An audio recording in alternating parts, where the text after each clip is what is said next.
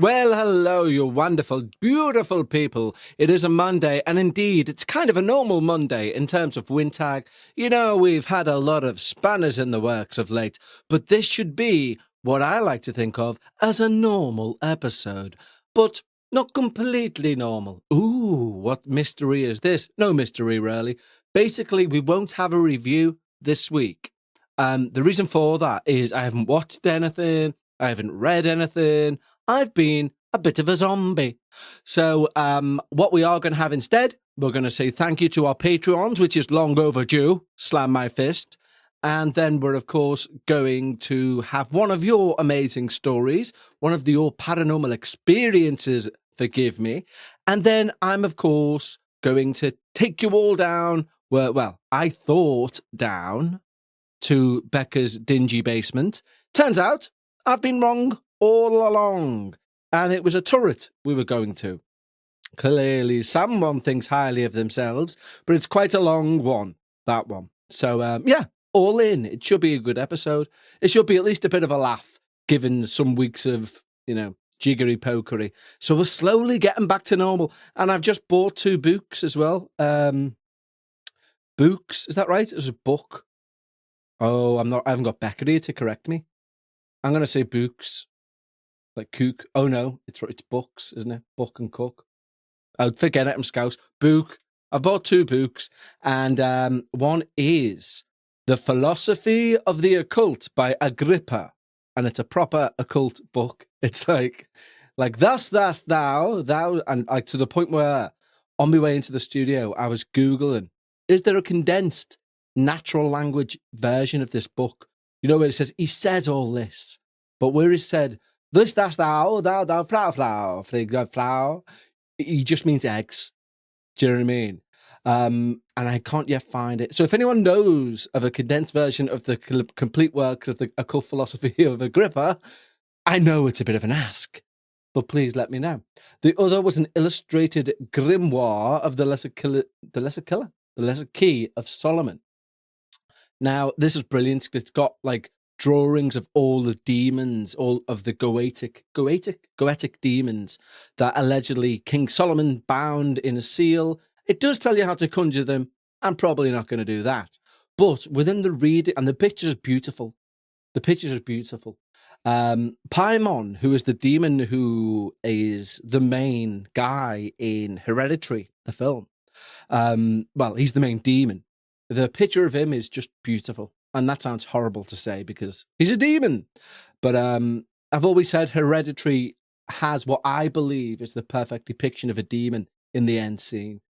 That's what they would be like in, complete ambivalence. They don't give a fuck. But anyway, but when I started to read that, and as you know, I read 6 pages and a drop off. So I started to read that. And in the opening frigging paragraph, he says, the writer of the book, it's a great book, but the writer of this book has put, I first noticed the Lesser Key of Solomon thanks to, I had a copy of, and he mentions, I think is it D.L. Lawrence? And he had a book out from 1916 called The Lesser Key of Solomon, the Book of Evil Spirits is what it was called. And he said he had a copy of this book, and he describes it in this first paragraph as being black with a golden embossment of one of the sigils. And he said he literally moved into a new place, put the book on the floor and was doing other stuff. And the book produced a demon itself. The book was magical. So I thought, well, nice one. You've sent me on a quest. So I'm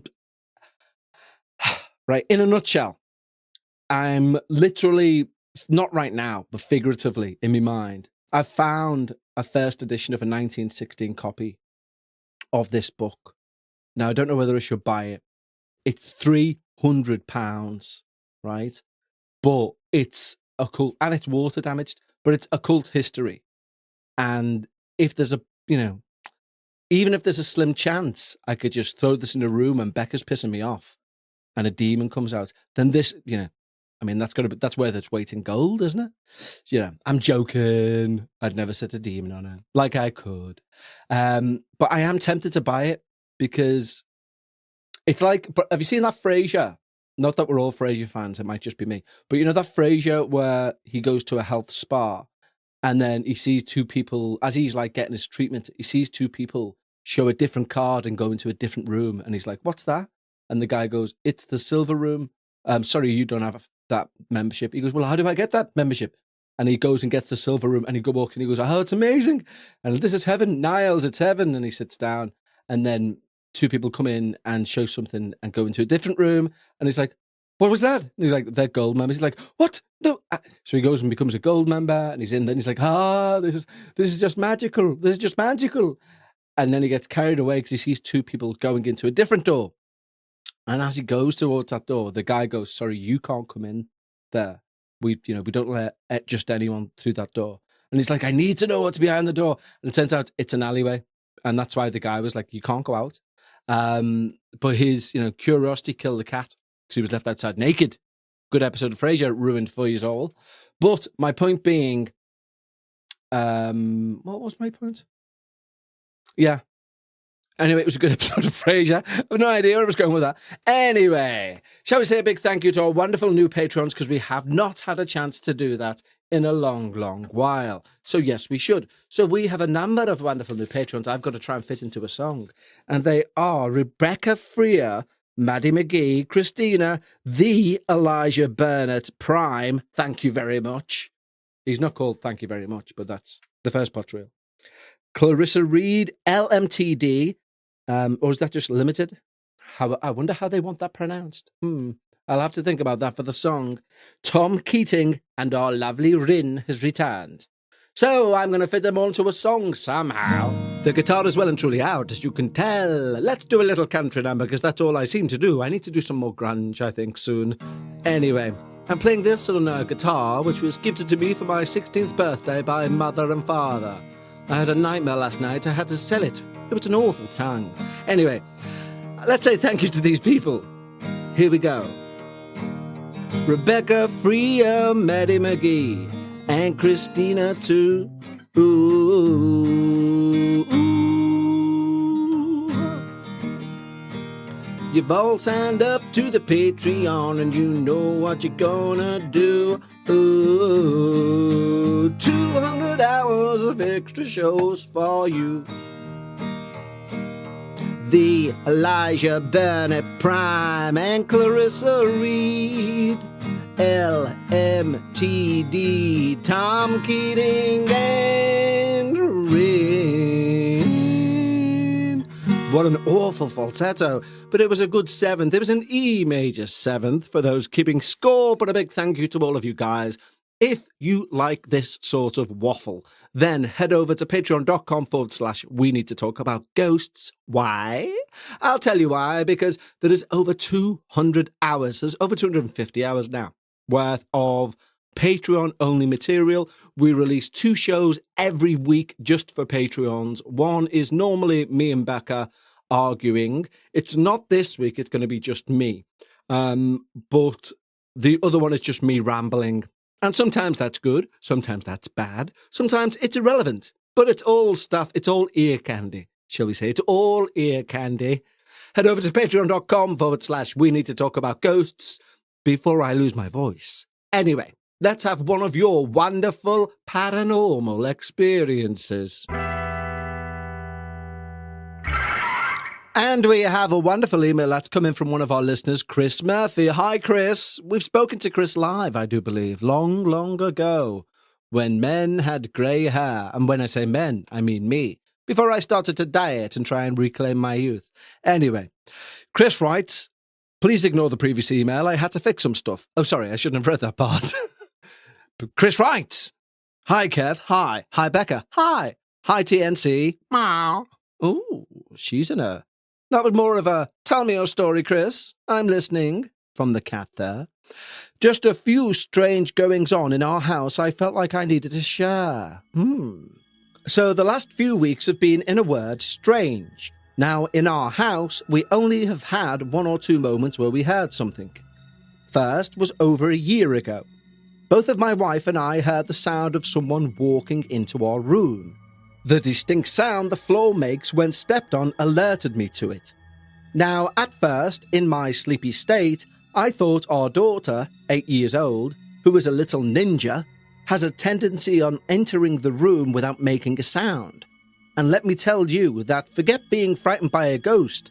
When you awake to see your child's face an inch away from you at the side of your bed, you jump out of your skin.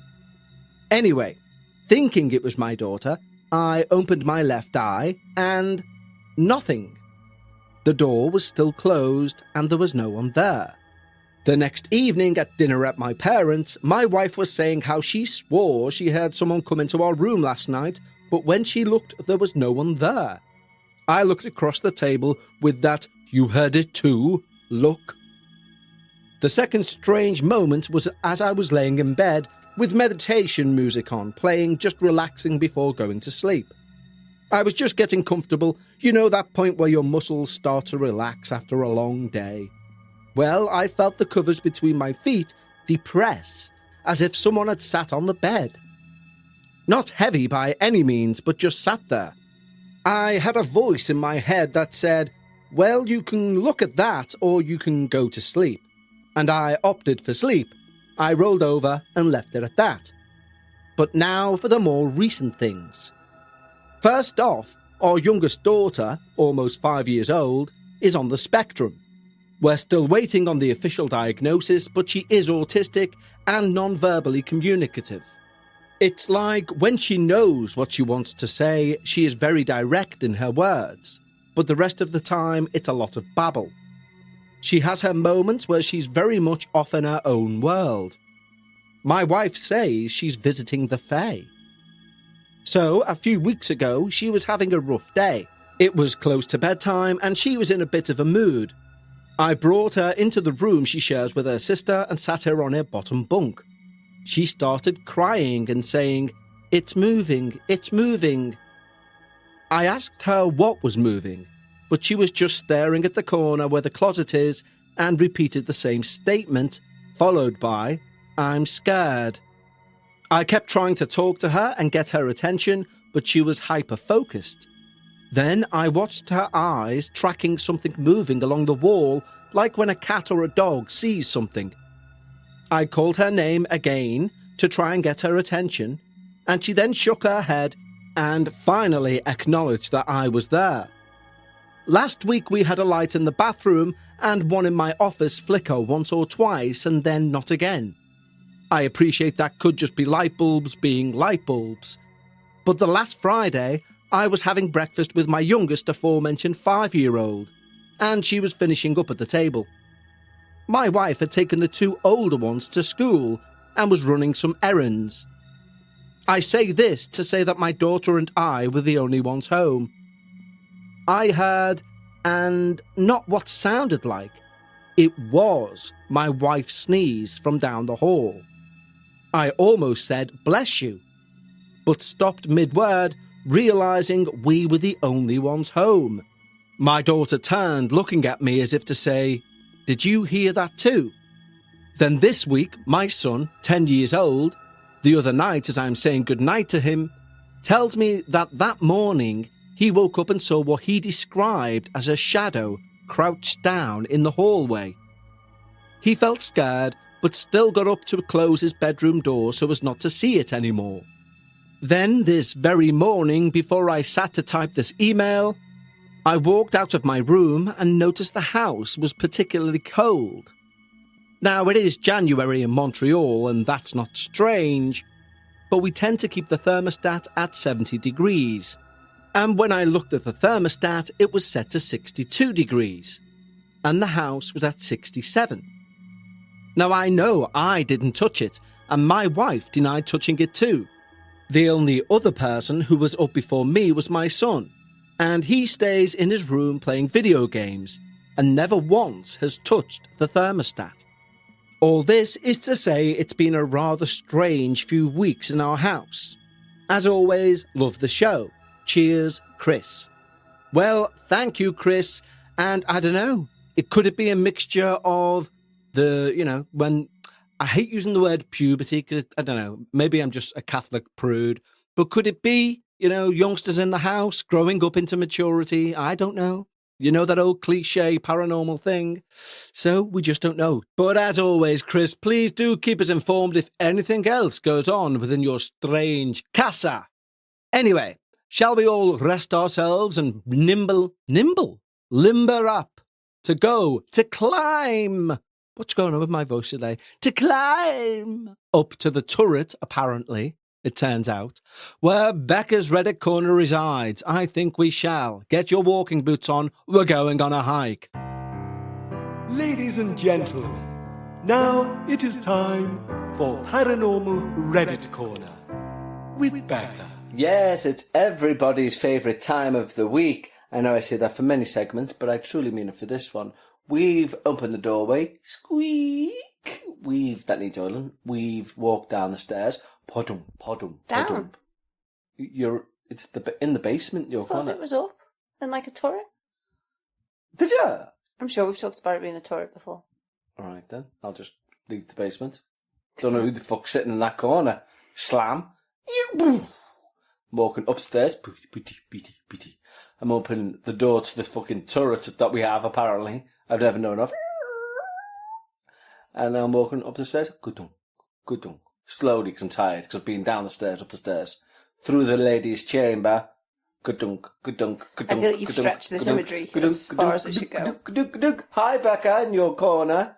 Looking dark and scary and terrifying. Welcome, everyone. Thanks. You're out of breath just describing that journey without actually walking any stairs. It was a good visual, though. I was there. I'm kind of scared, to be honest. I'm worried about using the basement. But anyway, are you going to welcome us or what? Hello.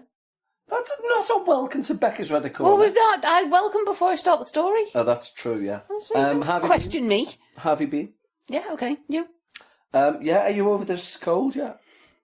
Yeah, mostly. I've still kind of got a bit of a frog in my throat. But... Yeah. I mean, a bit weird to have a cold since October, isn't it? Well, I don't have a cold still. Yeah, but the cough has lingered. But then we were talking the other day about this alleged 100-day cough. Maybe you're a sufferer of that. Maybe. I mean, I can't catch that cough. No. That You're too precious. I am too fucking... It's literally my income speaking. So imagine, or talking, I'd have to go and, I don't know, what's a silent job? Or a job you can do in silence? Prayer? I'd have to become a priest. What? That's not silence. They give masses and stuff, don't they? No, I take a vow of silence.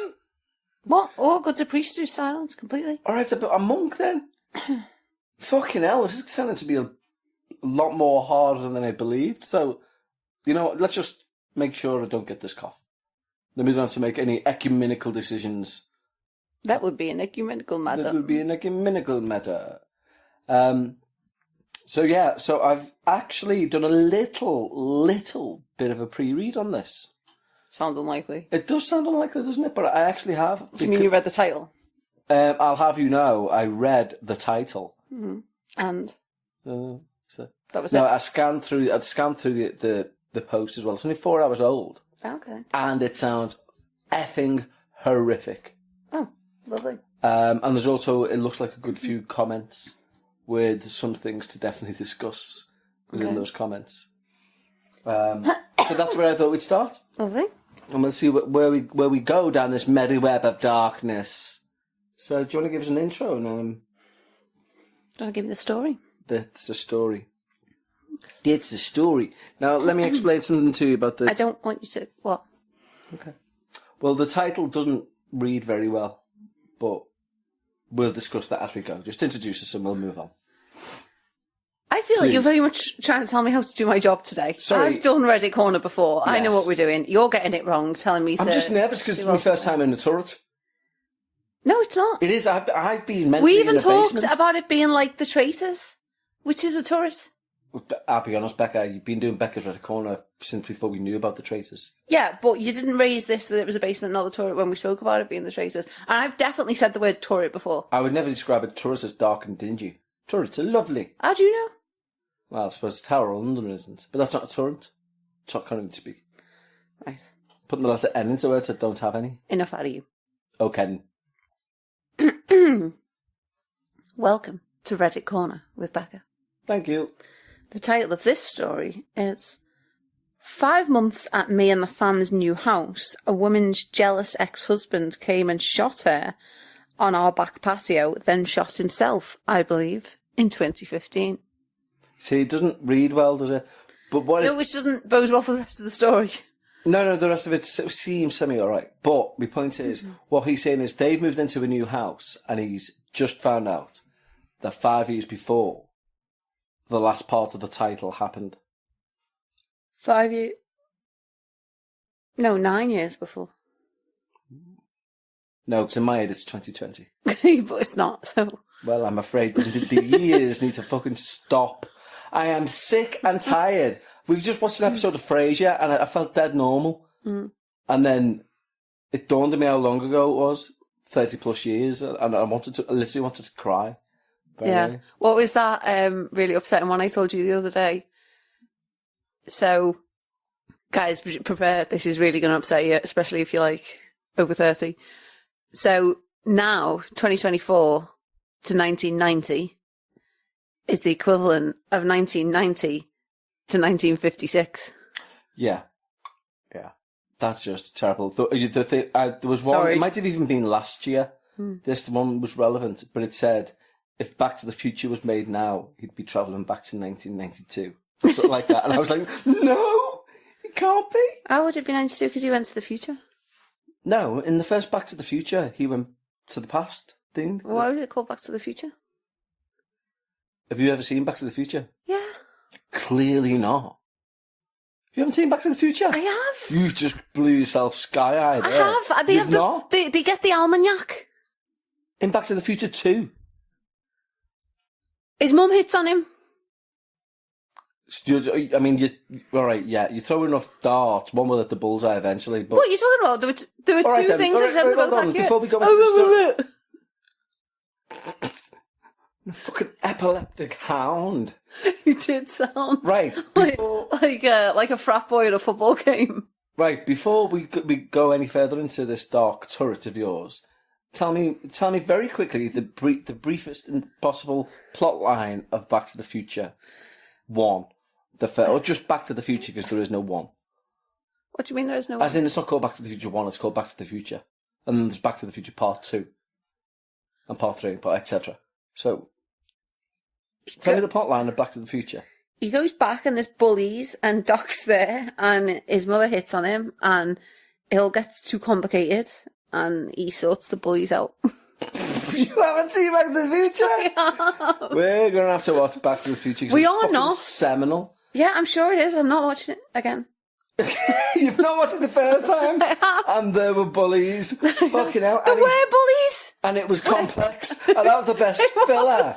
Fucking hell. Complex. Honest to God. It's not a film you can easily describe. There's lots of moving parts. That's like... It's so seminal. What's the thing they see? They put in like certain foods to make them... It's MSG to make them just bigger. But they're tasteless and there's no substance to it. Actually, you love MSG. Yeah, that doesn't matter. Yeah, but not when it's describing a film. And it's very complex and it's a bit nuanced. And that's the plot. You know, it was like me nan, God rest her soul, fell asleep at one Boxing Day at the start of Back to the Future in a chair. Woke herself up with a little trump. And At the end. as the And credits said, were "Well, that was rolling, a load of shit." and said, that was a load of shit. And I thought, you've watched a dream? Did you not wonder why you were in it? You've done that before, though. You woke up at something like, well, that was rubbish, and you literally hadn't seen any of it. Yeah, it is a bit hereditary, to be fair. Okay. And Are you quite finished? I'm quite finished.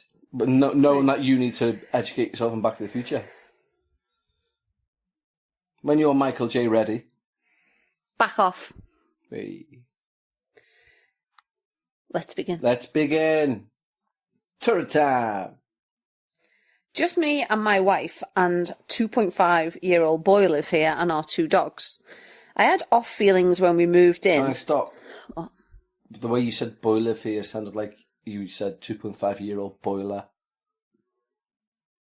Can you repeat that sentence, please? And No, him, his wife, the boiler, and the 2 dogs. going down the park. Put the boiler on the swing. Big No, why square would you metal do that? box. Did you just say the boiler lives there? No, do it again. Start again. And make it clear that you're not saying a 2.5-year-old boiler. We're going to fall out. On We're this not. episode. We're not. If you can fucking just read. So, I'm sorry. You literally chose me a thing with the title. You know what? Because I tried to amend it last time, obviously, like on the fly to make it have some sense. But I'll just read it as it says, okay?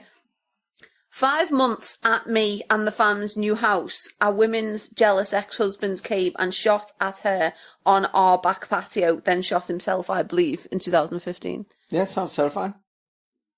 And tell us more about this boiler. Boiler alert. I just made myself laugh at that. No boilers, just tell us how it happened. Just me, my wife, and 2.5-year-old boy live here and our 2 dogs. Thank you. I had off feelings when we first moved in of being watched, especially if they are in bed and I'm in the living room alone past 10 p.m. Waking up to use the bathroom in the middle of the night, I hear noises all the time. Laying in bed last month, I heard furniture moving. Froze me up, really. I was genuinely scared. The same night, I'm trying to fall asleep. I close my eyes. I'd said my prayer, I say, before I go to sleep every night. And I heard the wildest scream. It was in my head. I don't know how to describe it. Playing on the trampoline with my boy, he starts saying, "Save my soul, save my soul, save my soul." At which point, I launched him over 4 neighbours' yards.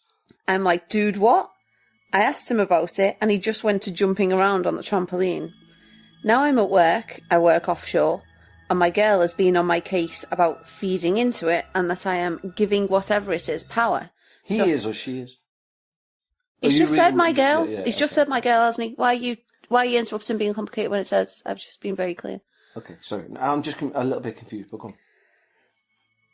So my girl's been on my case about feeding into it, that I am giving whatever it is power, so I haven't really said anything about it to her for a few weeks now. Oh, okay. But she messages me that our boy was playing on the back patio, and he says, "She's hurt, she's hurt." Oh, God. My girl says cabinets and whatnot move. My question is, how do I go about this? Do we move? Do we get the house blessed? I don't really know. Nothing really bad has happened. Any suggestions on kind of what to do would be good. We are more worried about my little boy than anything. I don't want him seeing a woman shot bleeding everywhere on our patio. Fair enough. You know what? That's legit. There are several pieces of that which I think you'd say that if that was the truth. Where was it? Let me just have a quick read. There was a part of it where he says it. It's this.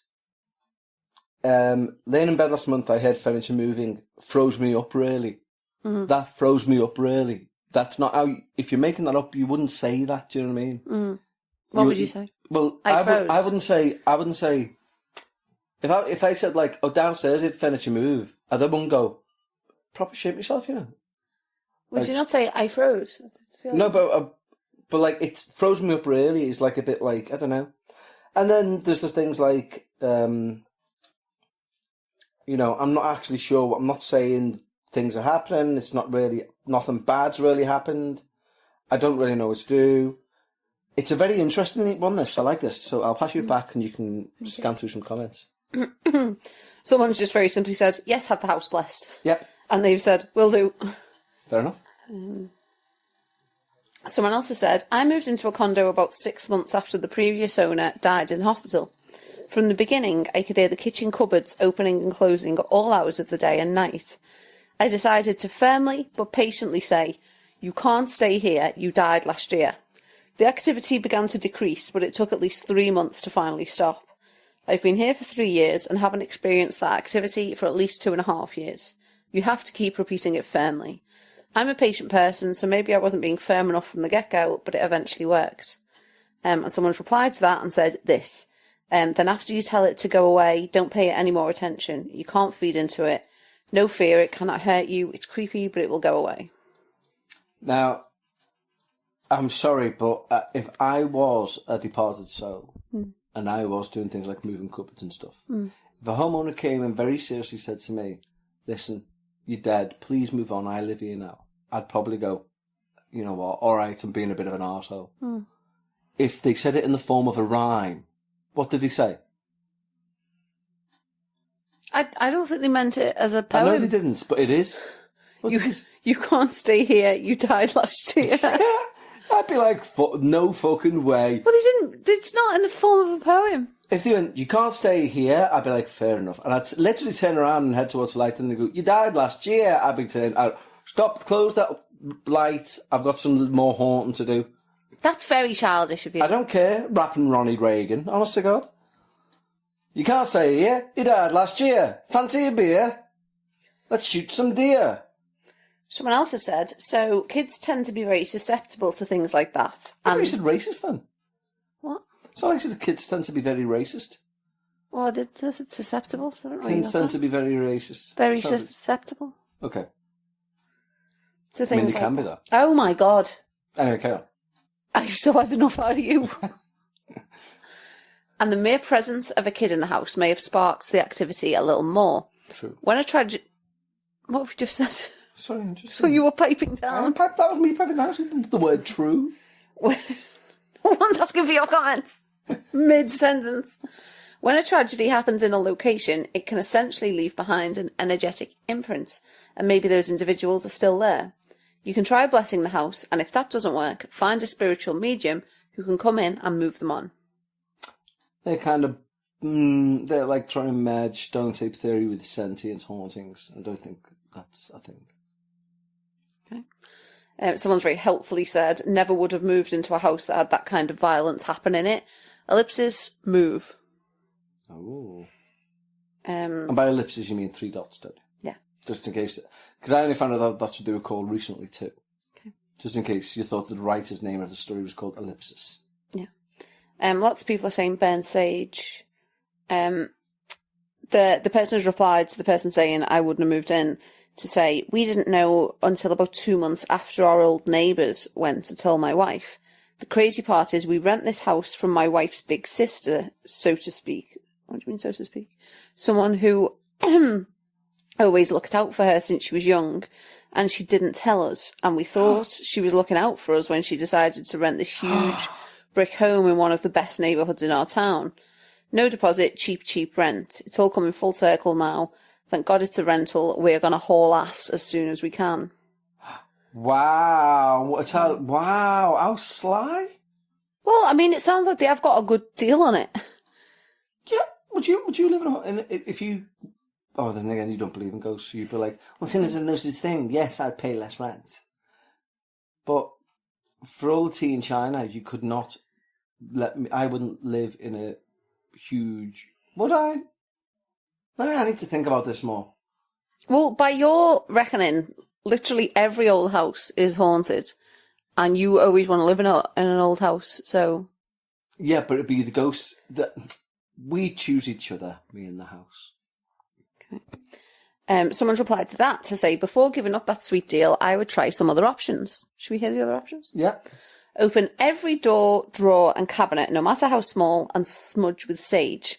Get the attic and yard too. Say a blessing. Tell the spirits that they are not welcome and that they need to move on. I have very little experience, but I believe that intention is what is most important. Also, keep your vibration high. Think about happy thoughts and do not do any mind-altering substances. That bit was in capitals. Avoid drugs or alcohol like the plague. Avoid negativity such as the news or low-vibration movies, such as anything sad, scary or cruel. Yeah, we're on the brink of World War III. Avoid the news. Can I just finish before you stop commenting? Yeah. Focus on what brings joy, love and contentment to raise your vibration. My theory is that one has to be on a similar vibration level of a spirit to experience it. Raise your vibe and the problem is solved. Interesting. You might also try using protective crystals. Be sure to get them from a crystal shop and not Amazon. I've been sent fakes before on numerous occasions. A couple of crystal bracelets for your family and your boy might help. Be sure to rinse them in water and set your intention that you need the crystals for protection and then they've left like a big dash for protection. Every once in a while, rinse them with water or let them sit outside during a full moon. Also put some by your entry doors and the patio. This is crystal expert told them what crystals to get. If you'd let us get there, I recommend black obsidian as it doesn't fade in sunlight and doesn't disintegrate in water. You can do it. They've helpfully put. There you go. That's like I've got that black obsidian scrying mirror there. And If you want to borrow that. And the person who sent the story has said, "Okay, thank you. We're going to see what we can do. Definitely an eye-opening experience. I'm planning to buy a house by the end of 2024, so I'll be keeping this all in mind." Someone says, "Oh, I'm so relieved it's a rental. I'm in Canada, Ontario specifically, and you have to disclose when selling if there's been a death." Someone else has kind of rightly said, "If you think about it, bad things have happened pretty much everywhere at some point in time. Ignorance is bliss, but when you find out what's happened on a piece of land/house, it could open up your mind or senses to those energies." Yeah, I agree with that, but I also think time's got a lot to do with it, because I do think that, especially if it is a stone tape theory thing, it's going to fade over time, and that's a relatively recent one. Yeah, but if your kid's seeing imagery of someone being hurt, you haven't really got Oh time my to let god, it have fade. you seen the video of the fella in Newcastle? I think it's Newcastle. It's like keeping an ongoing, and it's legit. Like, this kid can't act. How do you know? All right, well, if he can, then fucking fair play to him. But he's only about like 5 or 4 or something, and he's drawn a fella, like a stick man, crying, hanging, right, on his bedroom floor, like on a chalkboard. And the dad comes in with his mobile phone and filming him, and he's like, "Who's that?" And he goes, "It's the man in the corner. He cries. He's really upset all the time." And he ends up setting up a camera, and the kid gets pulled out of bed. It's a horrific series of things, honestly. I'll try and find the video For the listeners, I For the presume, because I don't want it. Yeah, obviously. But I mean, I probably won't. But yeah, they're good. Someone else has said, "Damn, I almost had a stroke trying to read the title alone." That's so true. And then weirdly, the person just responded and said, "I'm glad you didn't have a stroke, you old strokey dokey." I don't understand. I don't know. Yeah, old strokey dokey. I don't. Is that their way, like, of a dig back? It must be, but what a weird thing. Yeah. I mean, I don't think we can top that. I think we're just going to have to end it there. Yeah. Strokey dokey. Yeah. I'm glad you didn't have a stroke, you old strokey dokey. Glad you didn't have a stroke, you old strokey dokey. It's like, glad you didn't have a heart attack. I nearly had a heart attack when I walked the door. Well, I'm glad you didn't have a heart attack, you old hearty-warty. Yeah, almost as if he's like accusing him of having a stroke all the time. Yeah. Like, oh, here we go, strokey dokey again. Like a really badly grammatical title and put you into a stroke. Man was shot. I mean, in fairness, it was hard to read. Yeah, it was hard to read. In fairness. Okay, well, as ever, Becca, thank you for allowing us into your upstairs turret, which has been a bit of a revelation to all concerned. Guys, if there's any pedants who listen to this... Pedants. Like, full of attention to detail, who remember us talking about it being a turret in the past, could you let Kev know when it was? It was a basement. No, it's definitely been a basement. It's... you know what? In fairness, you might not be privy to the fact that when I'm in the studio recording, doing the intro to this segment, I often say, "Let's take a trip down to the dark, dingy basement area where Becca resides." You said I might not be privy to that you do in your private office. I have introduced you as living in a basement. Okay, but we have spoken about there being a turret. So is it a basement or a turret? It's a turret. Why are you asking me again? It's a turret. So how many times? Who was sat in the corner of the basement downstairs in my mind? I don't even know. If you wonder what that creaking noise is, it's this that. house attempting to heat itself. What do you mean attempting? It's warm. Yeah, it is doing well. It is doing well, yeah. But most places can heat themselves without going, "Ow!" You can't. She's got a point, ladies and gentlemen. Okay, on that bombshell. Thanks, Beck, as ever, for your time, patience, and introduction of a turret. And continuation of the turret. Tatty bye, everyone. Bye, guys.